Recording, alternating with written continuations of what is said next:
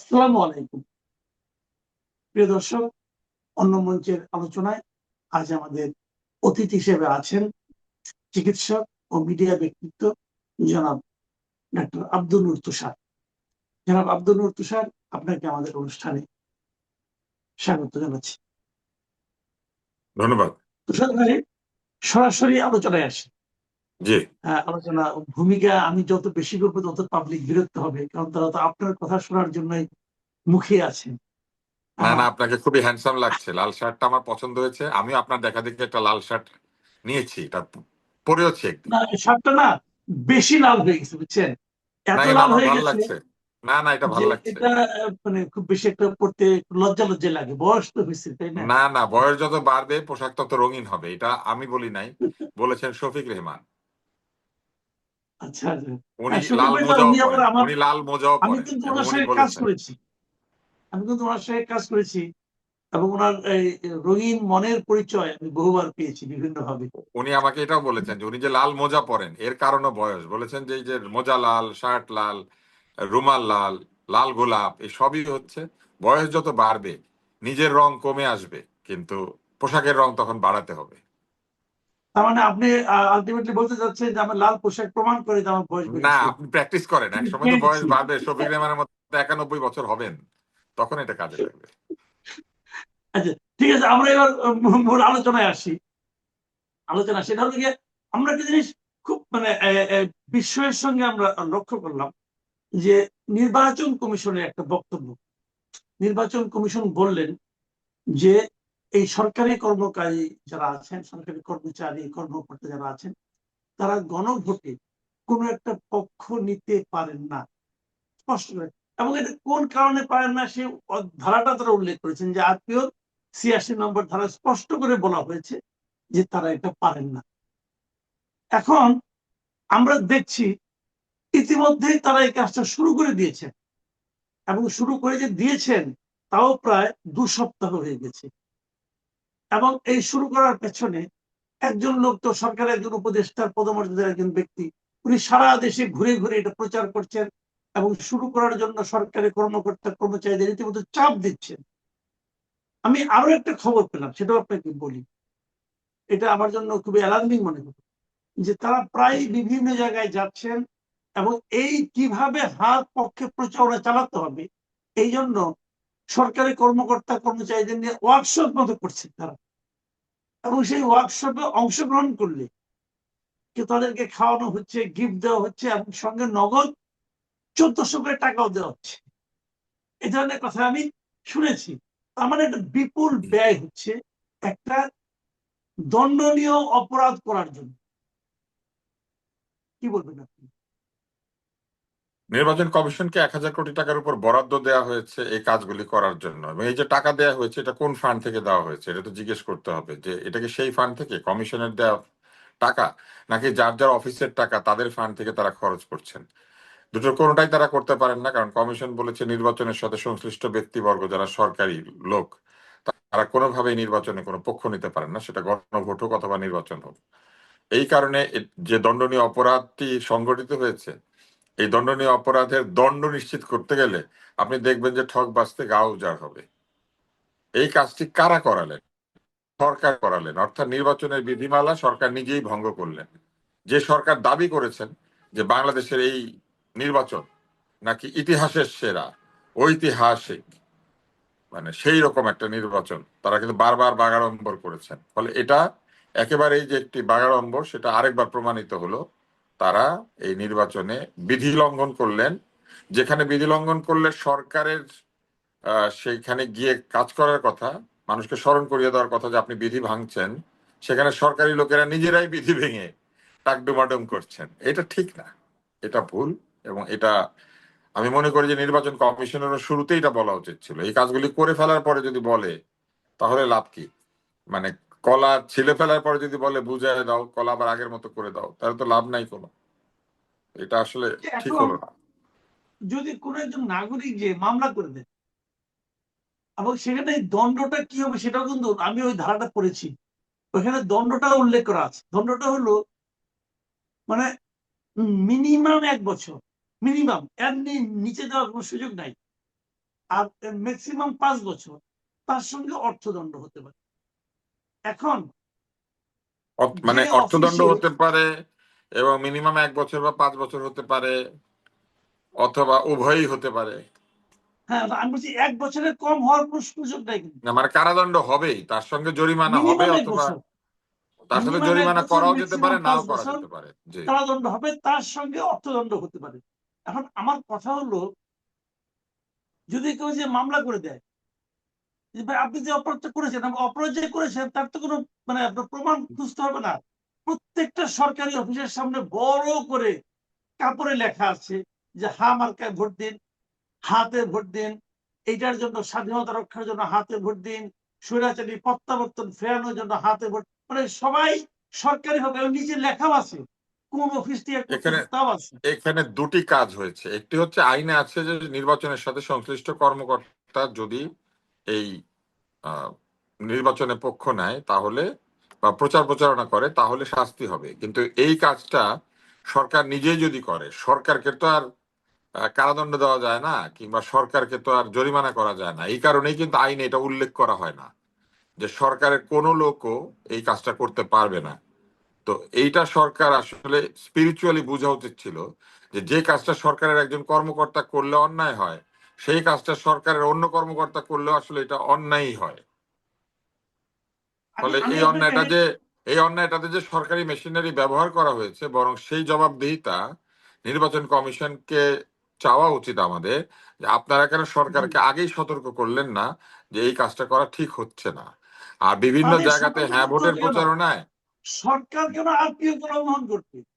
নির্বাচন হচ্ছে আরপিও অনুযায়ী, সরকার কি সেইটাই তো। আরপিও করতে পারে না? এবং ডিসি, তারা কেন এই কাজটা এসপি, করতে হবে? ইউএনও যারা সরাসরি নির্বাচনের সাথে সংশ্লিষ্ট, তাদের অফিসে ঢুকলে বা তাদের কাছে যদি এই প্রচার প্রচারণা দেখা যায়, সেটা তো সঠিক হচ্ছে না আসলে। এবং আমি সরকার আমি কিন্তু কিছু আপনাকে, সরকারি প্রতিষ্ঠান, কিছু সরকারি আমি কি প্রতিষ্ঠান কিন্তু আপনাকে নির্দেশ ওই দিয়েছে। ধারাটা একটু পড়ে শোনাবো? একটু পড়ে জি শোনাই। পড়ে শোনান, জি জি জি পড়ে হ্যাঁ, শোনান। এটা হলো আপনার আরপিওর 86 নম্বর অনুচ্ছেদে আছে, বলা হয়েছে যে প্রজাতন্ত্রের কর্মে নিয়োজিত কোন ব্যক্তি গণভোট অথবা কোনো ভোট বিষয়ে জনগণকে অবহিত বা সচেতন করতে পারবেন, তবে তিনি কোনোভাবেই গণভোটে হা বা না এর পক্ষে ভোট প্রদানের আহ্বান জানাতে পারবেন না। কিন্তু সরকার নিজেই তো আহ্বান জানিয়েছেন, প্রজাতন্ত্রের সর্বোচ্চ কর্মকর্তা প্রধান উপদেষ্টা নিজেই বক্তৃতা দিয়ে হাতে ভোট দিতে বলেছেন। এখন তাকে কি এক এখন না, এটা সেটা তো কিসের মধ্যে করেছেনই। আছে রে ভাই? কিন্তু আপনি চিন্তা করেন যে সরকার তো এই আইনটা ভঙ্গ করেছেন, শুধু তাই না, আমি এই কথাটা একদম শুরুতে বলেছিলাম যে সরকার গণভোটের স্পিরিটের ক্ষতি করছেন। কেননা গণভোটে রাইট, সরকার পক্ষ হয় না। গণভোটে সরকার স্বাধীনভাবে জনগণকে বলে যে আমি যে কাজটা করছি এটাতে আপনারা স্বাধীনভাবে হ্যাঁ অথবা না বলেন, যাতে করে আমি ঠিক কাজটা করতে পারি। কিন্তু সরকার বলে দিচ্ছে আমার কাজটাই ঠিক, হ্যাঁ ভোট দেন, না দিলে আপনি দোসর, না দিলে আপনি গোলাম, না দিলে আপনি দেশের দরজা বন্ধ করে দিচ্ছেন, না দিলে ফ্যাসিবাদ এসে পড়বে। তাহলে সরকার তো এখানে কোনোভাবেই তার যে রোল প্লে করার কথা সেটা না করে তিনি একটা পক্ষ নিয়েছেন। এই পক্ষ সরকার নিতে পারেন না। সরকার জনগণের কাছে কেন গিয়েছেন? ঠিক না বেঠিক, হ্যাঁ বা না, এটা জানার জন্য। কিন্তু আপনি যদি বিচারের আগেই তালগাছ আপনার বলেন, যদি বলে দেন যে হ্যাঁ আপনি বিচার করুন, কিন্তু আপনাদের সবাইকে হ্যাঁ বলতে হবে, না বললেই আপনি ভুল, আপনি দোষর, আপনি নাই, আপনি, মানে অনেক রকম ট্যাগিং হচ্ছে। তো সরকার এই কাজটা করেছেন এবং সরকার অন্যায় করেছেন। এটা তো আইন অনুযায়ী তাই। এখন সরকার যদি বলেন, আমি দেখেছি সরকার, প্রত্যেক সরকারের কিছু চামচা গজায়, তো এই সরকারেরও গজিয়েছে এবং এরা কোন কোন ক্ষেত্রে সরকারের বেনিফিশিয়ারি। তারা বলার চেষ্টা করছেন যে এই সরকার বিপ্লবের মাধ্যমে গঠিত সরকার বলে ও যা খুশি তাই করতে পারে। এখন মনে করেন রাস্তার পাশে আপনি একটা আঘাত পেয়েছেন, কেউ একজন আপনার এই আঘাতটাকে বললো যে দেন দেন আমি এটা পরিচর্যা করি, করে কি উনি যা খুশি তাই করে দিতে পারবেন?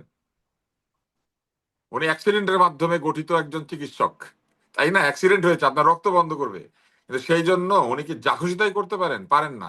উনি যদি যা খুশি তাই করেন নিজে না জেনে, অথবা ইচ্ছাকৃত ভাবে, অথবা এই দাবিতে যে আমি তো ডাক্তার না কিন্তু রাস্তার পাশে ওনাকে পেয়েছি, এখন কি করব, আমার মনে যা চেয়েছে তাই করেছি, এটা তো পারা যায় না।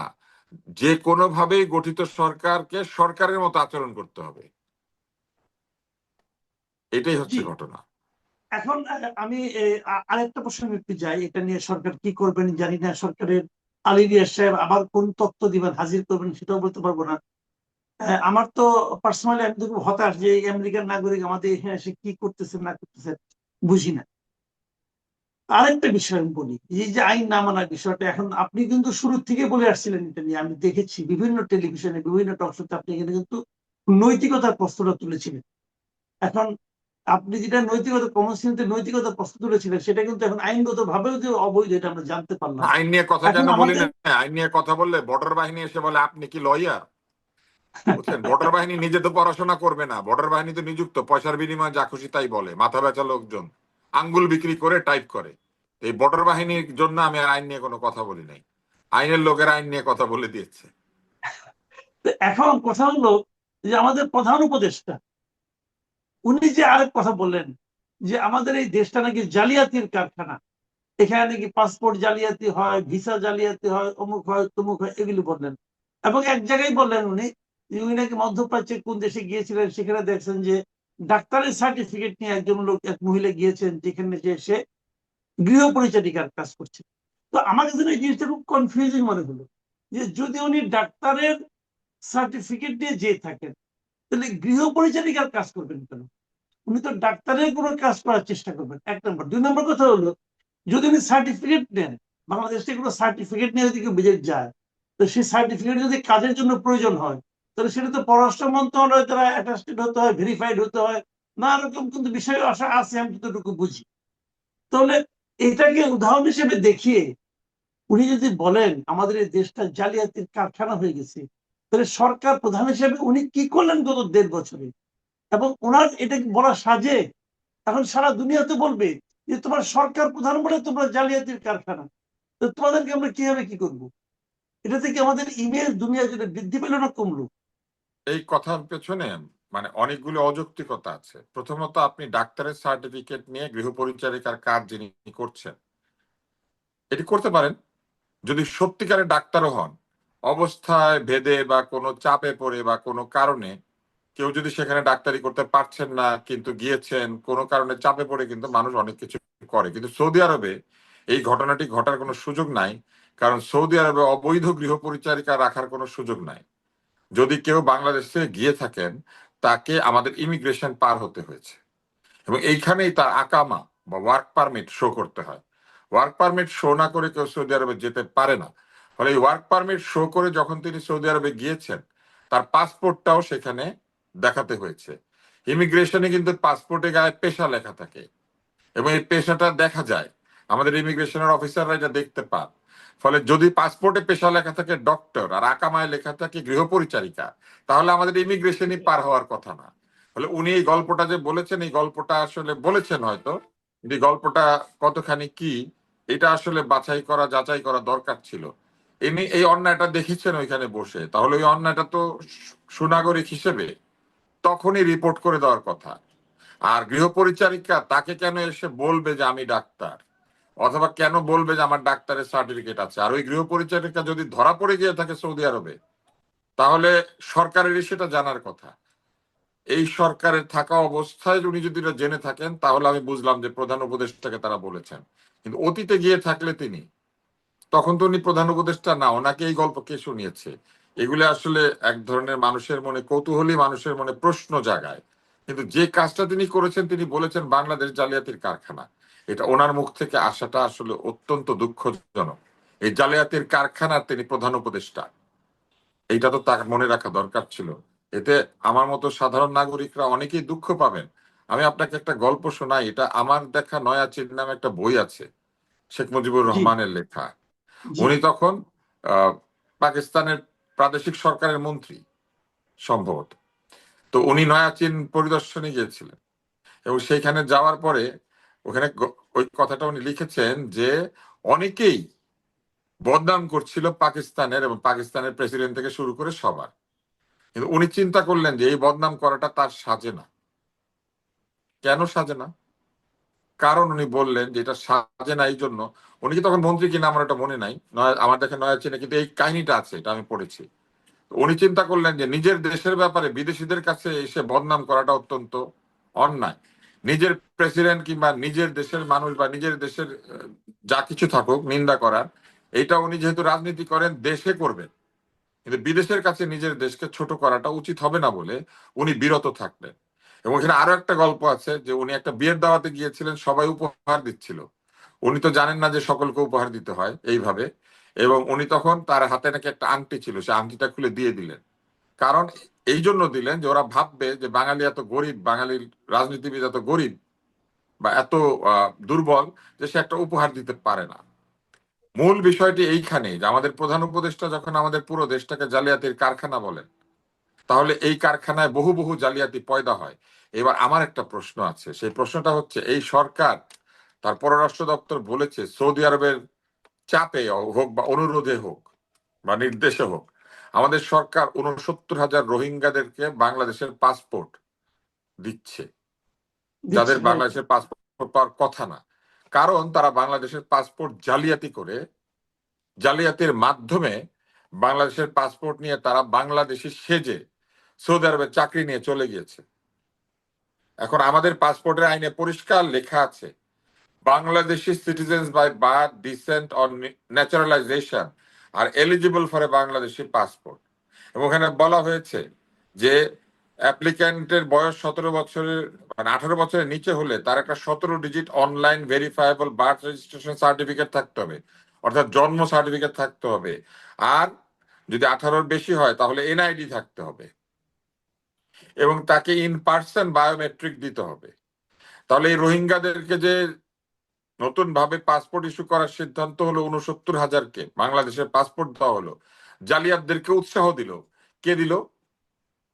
জালিয়াতদেরকে বাংলাদেশের নাগরিক হিসেবে আবার পাসপোর্ট দিয়ে দেওয়া হলো, যারা জালিয়াতি করে কোনো না কোনো একটা কিছু বের করেছিল, হয় বার্থ সার্টিফিকেট না হলে এনআইডি, না হলে তো পাসপোর্ট হওয়ার কথা না। তো জালিয়াতিতে কে উৎসাহ দিল? এবং এই যে জালিয়াতি আমাদের আছে এই জালিয়াতির জালিয়াতি কারখানার বন্ধ প্রধান করার জন্য, উপদেষ্টা। এই জালিয়াতি বন্ধ করার জন্য এই অন্তর্বর্তী সরকার কি কি ব্যবস্থা নিয়েছেন জালিয়াতি বন্ধ করার জন্য? সেই ব্যবস্থাগুলো উনি নিবেন না? একটা জালিয়াতির কারখানাকে উনি জালিয়াতির কারখানা বলে দিয়ে তারপর চলে যাবেন? করতে হয় না, আমরা রাইট। অত্যন্ত দুঃখ পেয়েছি। হতে পারে উনি যে কোনো কারণে উনি বলুক না কেন, এটা যদি সত্য কথাও হয়, কিছু সত্য রয়েছে যেটা উনি বলবেন না। কারণ উনি বললে গোটা পৃথিবীতে এই কথাটি রেজিস্টার্ড হবে যে আমাদের প্রধান উপদেষ্টা আমাদের দেশটাকে কারখানা বানিয়ে বলে বলে বলেছেন, কারখানা হিসেবে উল্লেখ করেছেন, এবং সেটা কিসের কারখানা? সেটা জালিয়াতির কারখানা। অথচ আমাদের এই দেশটা পৃথিবীর বস্ত্র কারখানা, আমাদের এই দেশটা পৃথিবীর অন্যতম বৃহৎ মৎস্য খামার, আমাদের এই দেশটা পৃথিবীর চিকিৎসা শাস্ত্রের এক মিরাকল পাবলিক হেলথে, যেখানে আমরা এত বেশি টিকা, এত বেশি প্রতিরোধযোগ্য রোগ, এত বেশি আহ, মৃত্যু কমানো, এত বেশি নারী এবং শিশুর স্বাস্থ্যের উন্নতি, আমাদের গড় আয়ের উন্নতি করেছি। উনি কিন্তু এই কথাটাও বলেছিলেন, পোর্ট সম্পর্কে বলতে গিয়ে বলেছিলেন বাংলাদেশের চিকিৎসকদের উপর আস্থা নাই, এই জন্য লোকে ভারতে যায়। আচ্ছা, একটা কথা বলি, আমি একটু এবং আরো পলিটিক্স আরো বিষয়ে একটা আলোচনা কথা করতে আমি চাই। বলি, উনি যে এই কথাটা বলে দিলেন আমাদেরকে জালিয়াতির কারখানা বললেন, আমাদের এই দেশটা তো আরো বহু কিছুর কারখানা। আমাদের এই দেশটা আহ, শুধু যে আহ, জালিয়াতির কারখানা যে উনি বললেন সেটা তো নয়, গর্ব করার মতো বহু কারখানা আমাদের এই দেশে আছে। আমাদের এই দেশে এমন এমন কারখানা ছিল বা আছে যে কারখানার জন্য আমরা ব্রিটিশদের অ্যাওয়ার্ড পেয়েছি, উনি যেমন আমেরিকানদের অ্যাওয়ার্ড পেয়েছেন। আমাদের এইখানে একটা উলের কারখানা ছিল, সে উলের কারখানাটা নিউমোনিয়া আক্রান্ত হয় শিশুরা, সেই জন্য তাদের জন্য শীতের কাপড় বানাতো, ক্যাপ বানাতো, গ্লাভস বানাতো উলের, এবং সে হাতে বোনানো নামে সেই প্রজেক্ট কিন্তু রানী সেটাকে পুরস্কৃত করেছেন যে আমরা শিশুদের জন্য এটা তৈরি করি, এবং এই প্রোডাক্ট আমাদের এখানে গরিব নারীরা তৈরি করতো এবং সেটা পৃথিবীর বিভিন্ন দেশে গরিব শিশুরা ব্যবহার করতো। তাহলে এই কারখানাগুলি উনি চোখে দেখলেন না? উনি শুধু জালিয়াতির কারখানাটাই দেখলেন, ওনার গ্রামীণ ফোনের কারখানাটা উনি দেখলেন না, ওনার গ্রামীণ ব্যাংকের কারখানাটা উনি দেখলেন না, ওনার ড্যানন দইয়ের কারখানাটা উনি দেখলেন না? এগুলি কি জালিয়াতির কারখানা? এগুলো তো ভালো কারখানা। উনি ভালো কথা না বলে উনি আমাদের ওই কয়েক লক্ষ কিংবা কয়েক হাজার জালিয়াতের জন্য পুরো দেশটাকে জালিয়াত বানিয়ে দিলেন। আমাদের দেশের কৃষক জালিয়াত, আমাদের দেশের শ্রমিক জালিয়াত। কি জালিয়াতি করে আমাদের কৃষকেরা? কি জালিয়াতি করে যারা ক্ষুদ্র ঋণ নেয় তার ব্যাংক থেকে? কি জালিয়াতি করে আমাদের এত কোটি কোটি সাধারণ মানুষ কি জালিয়াতি করে আমাদের মায়েরা, কি জালিয়াতি করে আমাদের শিশুরা। এই যে তরুণদের জন্য উনি এত উৎসাহিত, সেই তরুণরা কি জালিয়াতি করে। যাই হোক, আমরা এটা নিয়ে আর বেশি কি বলবো। উনি একটা গুরুত্বপূর্ণ পদে আছেন, আমাদের খুব দুঃখ মুরব্বী। পেয়েছি, খুবই দুঃখ পেয়েছি। আমি বাপ খুব বকা ওনার দিলে কাছে মানুষ ধন্যবাদ দুঃখ পায় আশা না? করিনি। বাপে যদি বকে মানুষ দুঃখ পায় না? যাকে আপনি অনেক আমি শ্রদ্ধা করেন। একটা শেষ কথা বলে শেষ করতে চাই, ছোট্ট করে বলেন একটু একটু রাজনৈতিক কথা। আমাদের মাহফুজ আলম, আমাদের সাবেক উপদেষ্টা, উনি একটা কথা বলেছেন। ওনার কথা মাঝে মাঝে উনি কিছু কিছু কথা বলে ফেলান, যেটা নিয়ে বেশি আলোচনা হয়। উনি ভারতের দ্য উইক ম্যাগাজিনকে সাক্ষাৎকার দিয়েছেন। সেখানে উনি যে কথাটা বলেছেন যে বাংলাদেশে আওয়ামী লীগ থাকলে জামাত থাকবে, জামাত থাকলে আওয়ামী লীগ থাকবে। এবং এটা উনি ব্যাখ্যা করে বলেছেন এই দুইটা পার্টি হলো একে অপরের অল্টার ইগো, মানে পরিপূরক সত্তা, এরকম বলার চেষ্টা করেছেন। কাজেই এটা থাকলে ওটা থাকবে। তো এই কথাটার ব্যাপারে আপনি ছোট করে একটু মন্তব্য করতেন। ভালো লাগলো এই কথাটা। আমি কিছুদিন আগে একটা টিভি টক শোতে বলেছি যে জামাত হচ্ছে আওয়ামী লীগের একটা প্রতিবিম্ব। আয়নার সামনে দাঁড়ালে যে বাম হাত হয়ে যায় ডান হাত, আর ডান হাত হয়ে যায় বাম হাত। জামাত হচ্ছে ওই জিনিস। কারণ জামাত মুক্তিযুদ্ধের বিরোধিতাকারী শক্তি ছিল, আর আওয়ামী লীগ ছিল মুক্তিযুদ্ধের সংগঠক। ফলে শুরু থেকেই তারা একে অন্যের বিপরীতে দাঁড়ানো, কিন্তু তাদের আচরণে প্রচুর মিল রয়েছে। এবং এই আচরণের মিলের কারণে একে অন্যের অল্টার ইগো হয়ে গিয়েছে, ডক্টর জেকিল অ্যান্ড মিস্টার হাইডের মতো। কিংবা ধরেন মির্জা আব্বাস কিছুদিন আগে বলেছিলেন যে জামাতের ওষুধ হচ্ছে আওয়ামী লীগ। ঘটনা কিন্তু একই। মাহফুজ আলম আসলে আমার কাছে মনে হয়েছে যে উনি মাঝে মাঝেই যেটা বলেন সেটা তার বোধ থেকে বলেন আর কি। কর্মের অনেক সমালোচনা থাকে, কথার অনেক সমালোচনা থাকে, কিন্তু যেটা ঠিক কথা বা যেখানে সাবস্ট্যান্সিয়াল বক্তব্য, সেগুলিকে কিন্তু গ্রহণ করতে হয়। ফলে এই কথাটার মধ্যে এক ধরনের সত্যতা রয়েছে। এবং উনি যেটা বলেছেন আহ, মোটামুটি ভালোই বলেছেন। ওনাকে কিন্তু মনে করা হয় যে উনি খানিকটা জামাতের রাজনীতি পছন্দ করেন না, এরকম মনে করা হয় আর কি মাহফুজ আলমকে। জি তো ফলে উনি জি। হয়তো এটাও বলেছেন। আর মজার ব্যাপার, উনি ভারতের একটা পত্রিকার সাক্ষাৎকার দিয়েছেন। আমাদের দেশ ভারতে খেলতে যাবে না, আমাদের দেশ ভারতকে আধিপত্যবাদী বলে, আমাদের দেশ ভারতের পুরো গণমাধ্যমকে বলেছে যে তারা হচ্ছে আমাদের শত্রু। তারপরে আমাদের মানে আমাদের এখানে বিশাল ভারত বিরোধী একটা প্রচারণা হয়েছে, যার কিছু সত্য, কিছু অর্ধসত্য, কিছু মিথ্যাও, কিন্তু এই ব্যাপারটা তো রয়েছে। এবং সেইখানে সাক্ষাৎকার দেওয়ার জন্য আধিপত্যবাদী দেশের একটি পত্রিকাকে তিনি বেছে নিয়ে এই ভারতীয় সাংবাদিক যারা আওয়ামী পন্থী, সেরকম একটা সংবাদ মহলে তিনি যে সাক্ষাৎকার দিয়েছেন, এটা তার একটা, আমি মনে করি যে সৎ সাহস। তিনি শত্রুর সঙ্গে বসবাস করেছেন বা শত্রুর সঙ্গে কথাবার্তা বলেছেন। তার মানে আমরা বলবো যে আমাদের দেশপ্রেমিকরাও ভারতের পত্রিকায় সাক্ষাৎকার দিতে পারে তাহলে। কারণ মজার ব্যাপার কি জানেন, মানুষ এক্সপোজার যখন চিন্তা করবে, বা ধরেন লাড্ডু যখন খাবে, কিংবা ধরেন রসগোল্লা যখন খাবে, ভালো দোকানেরটাই খায়। ফলে ওরা সবাই জানে যে ভারতীয় মিডিয়াতে সাক্ষাৎকার দিলে সেটা যত প্রচারিত হয়ে যাবে, সেটা আমাদের এখানে দিলে হবে না। ফলে সাক্ষাৎকার দেওয়ার সময় আমাদের প্রধান উপদেষ্টাও দিয়েছেন ভারতের মিডিয়াতে সাক্ষাৎকার। আবার আমাদের বিগত সরকারের প্রধানমন্ত্রীও দিয়েছেন ভারতীয় মিডিয়াতে সাক্ষাৎকার। আবার দেখেন ওনার পুত্র দিয়েছেন আল জাজিরাতে সাক্ষাৎকার, যে Al Jazeera all the prime minister's men বানিয়ে মানে রীতিমতো বলে দিয়েছিল যে আসলে কাহিনীটা কি হয় বাংলাদেশে। কিন্তু রাইট। বাঁচার সময় বাঁচলেন কেন জানেন? ওনারাও জানে মাইক ভাড়া করলে বড়টা ভাড়া করতে হয় কল রেডি। ফলে ওনারা বড় মাইকটা ভাড়া করে সবসময়। জি, অনেক ধন্যবাদ, অনেক ধন্যবাদ জনাব আব্দুল লতিফ সাহেব। প্রিয় দর্শক, আপনারা শুনলেন আব্দুল লতিফ সাহেবের বিশ্লেষণ, ওনার কিছু রসিকতাও শুনলেন, গল্প শুনলেন। কিন্তু সবকিছুর মধ্যে কিন্তু আমাদের অবস্থান সম্পর্কে, আমাদের যারা নাকি দায়িত্ববান ব্যক্তি যারা আছেন, যাদের উপর আমরা নির্ভর করি, তাদের প্রতি কিন্তু এক ধরনের হতাশা ব্যক্ত করেছেন উনি। আপনাদের কেমন লাগলো আমাদের লিখে জানাবেন। এখন এ পর্যন্তই। আল্লাহ হাফেজ।